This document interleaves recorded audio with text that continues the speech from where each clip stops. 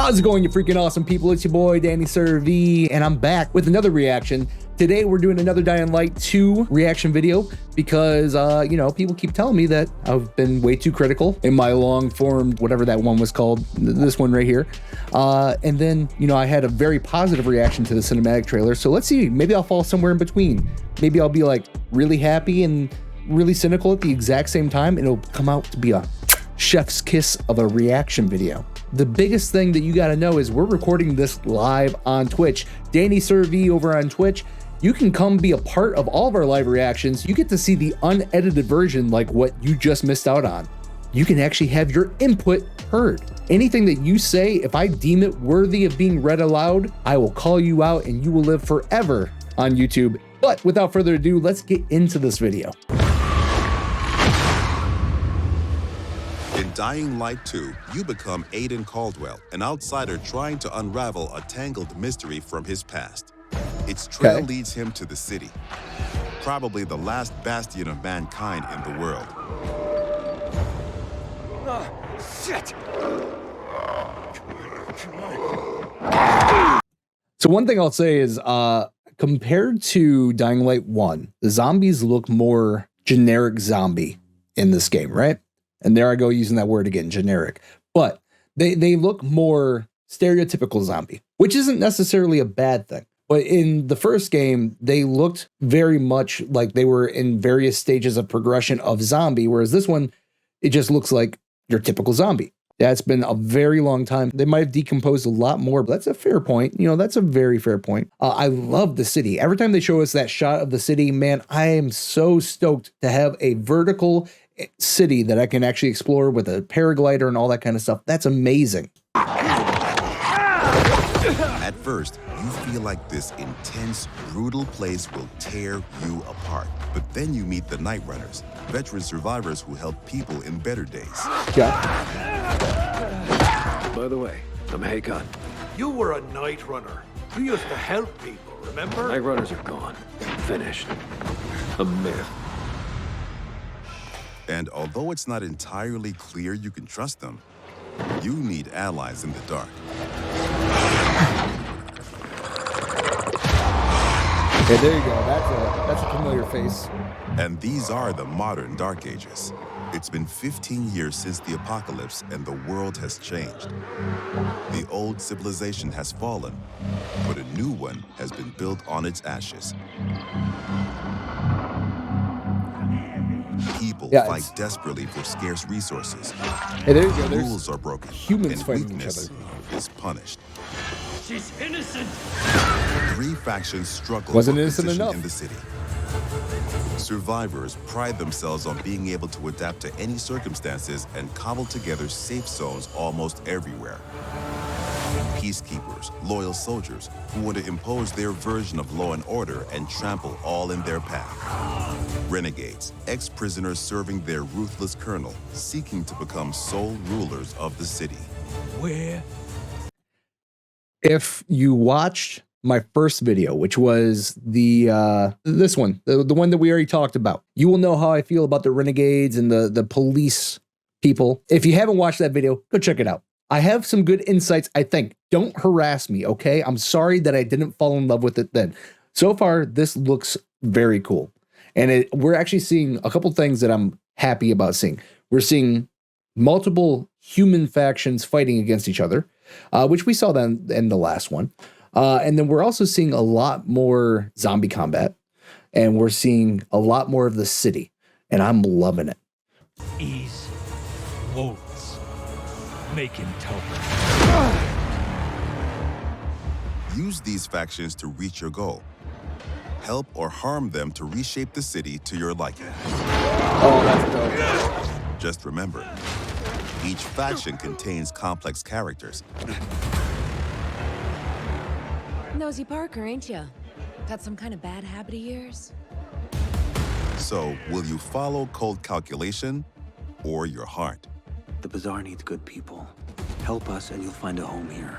Some in the city offer no chance for an alliance. Bandits, outlaws, and common thugs live only to plunder and kill, plunging the streets into chaos. All right.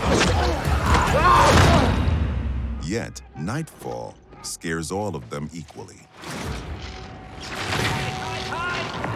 It's very curious how they created Darkness changes the rules of the world. As the light fails, monsters crawl out of hiding to prey on the poor souls caught outside safety of UV rays. Hordes of infected pour into the streets like decaying lava. The deadly spawn of 15 years of mutation and evolution. That is awesome.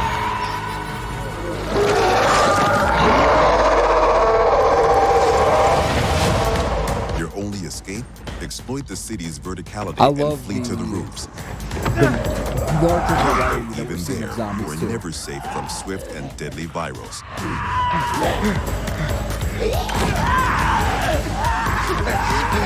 Or even greater threat. Oh my.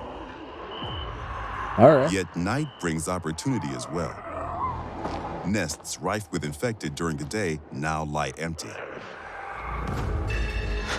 To explore them, you must tread carefully. But those brave enough to face the terrors of the night can loot a jackpot. This doesn't look like the kind of loot I want. Oh, there you go.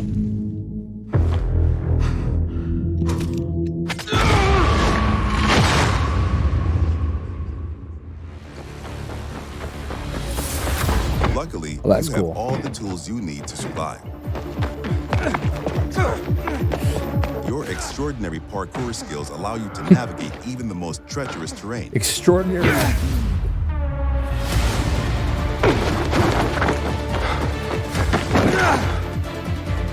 Oh, we got launch pads. Okay. On the roofs, you can count on your parkour acrobatics to save Oh, your there's my life. favorite move, the drop kick. But often, you'll have to I'll use face that your every enemies day. head on. And I'll use then it you every have to day. be smart, resourceful, and determined. Oh, just kick them off. We've worked hard Who on cares the about the loot? essence Just kick of our 'em off. combat, making sure swinging a big, meaty weapon is fun, satisfying, and well executed. But even the most brutal fights can be tactical. I'm glad they actually brought that up. So they said they're working on the combat, making sure that swinging a big, meaty weapon is as fun and brutal as possible.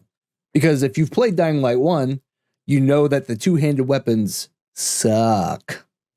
I've tried using them so many times, and you put out generally less damage than a one-handed weapon does, and you put it out at 1/3 the pace. So aside from the handful of abilities that you can use, they don't tend to do much. So I'm really excited for this. Let's see what chat has to say. So Brother Tommy thinks that they're implying that when you get infected in the game, that it's actually making you faster and more agile, which, hey, guess what? That makes me actually really happy. That thought process really makes me happy because I like it when a game follows its own physics. And the physics of Dying Light is the infected, some of them gain abilities. So if you are infected, but you're not completely turned, you might gain some of those abilities, which then makes sense with the ground pounds and it makes sense with the wall running. That is a very good thing I like. I like that a lot, Brother Tommy. Trailer volume is louder than your mic. I'll try not to talk so much while the trailer's going. As well. You have multiple ways to hone your skills toward the gameplay style that suits you best. It's up to you if you focus mostly on mobility and parkour, or Love it. aggressive, blunt force combat, or a crafty approach with a Also, I want to point out that I saw fist weapons, and I love me a good fist weapon. I love some good old brass knuckles. That's awesome. Just saying, that's awesome. tools you've created get the job done. Every ability you learn can be a game changer and possibly a new favorite move. Things move fast and quick in Dying Light 2. Each moment matters. Each move could mean triumph or defeat. Choose your actions and friends carefully. Everything you do in the city can reshape the gameplay environment, change the course of the narrative, and decide the fate of the city's residents. But Well, most there's a little bit of a importantly, spoiler. you decide your own fate as well. You're about to turn. Make sure to stay human.